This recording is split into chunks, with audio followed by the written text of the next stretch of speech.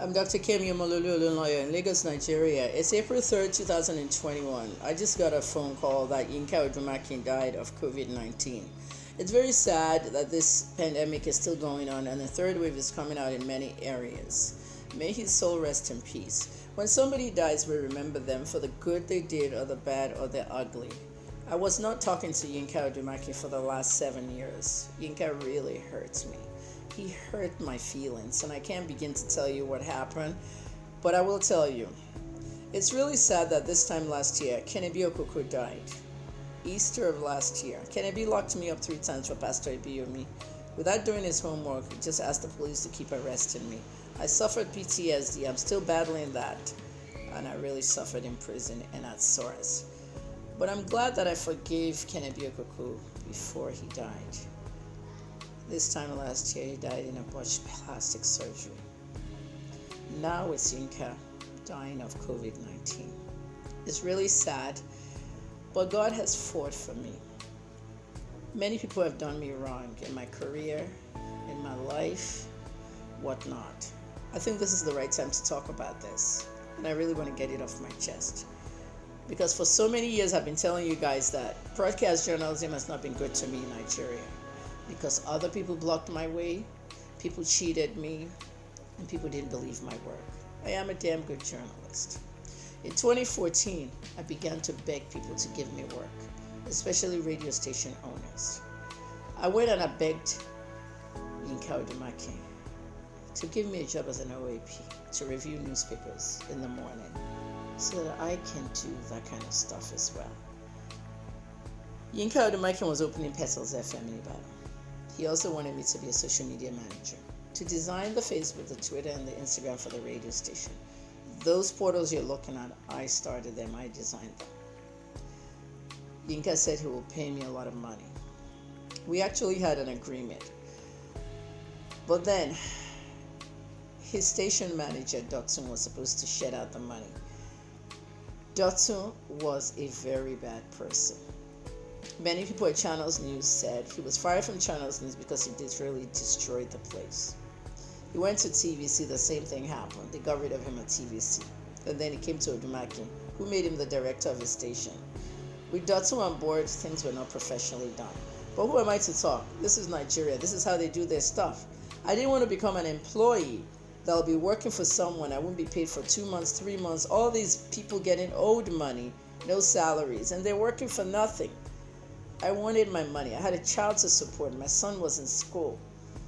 And I wanted to be independent on my own. Is that too much to ask for? Dotun did not pay me. He kept wrangling around how much I'm going to get, this one. I had an agreement with YINKA. I'm going to get paid this. Pay me my money. Okay, at the end of the month, he didn't pay me.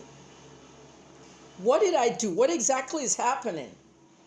I started fighting Dotun. And then one day, I woke up and Dotun told me he didn't need my services again. I called YINKA ODUMAKIN, who was in Dubai at the time.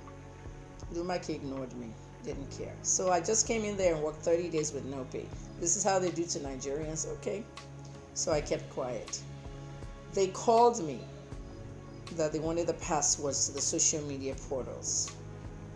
By the time I called them back to give them the password, they actually hired a hacker who hacked into them and made a new password, so they didn't need me anymore.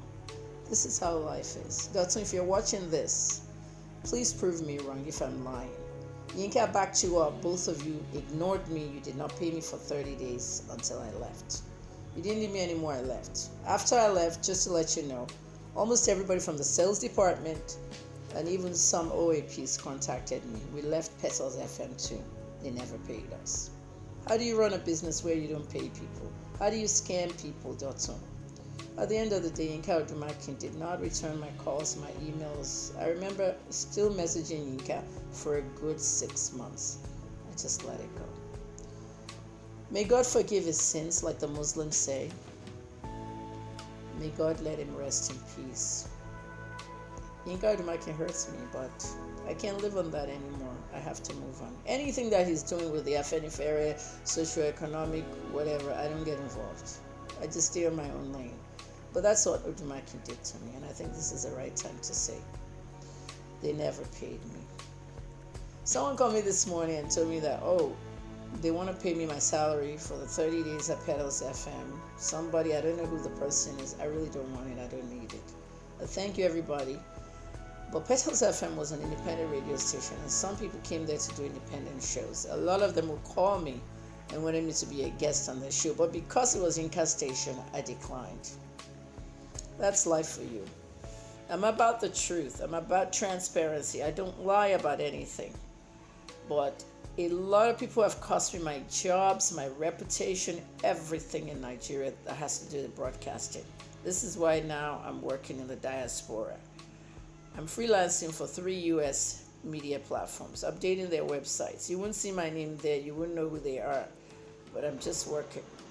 I can't run an independent media outfit. I have no money to do that. I've tried as much as possible to raise funds, but Nigerians don't believe my work, so I left it alone. Guys, thank you for supporting me. I love you all. Kemi Olunloyo, April 3rd, Saturday in Lagos, Nigeria. Rest in peace, YINKA ODUMAKIN. May God be with you. You're free now.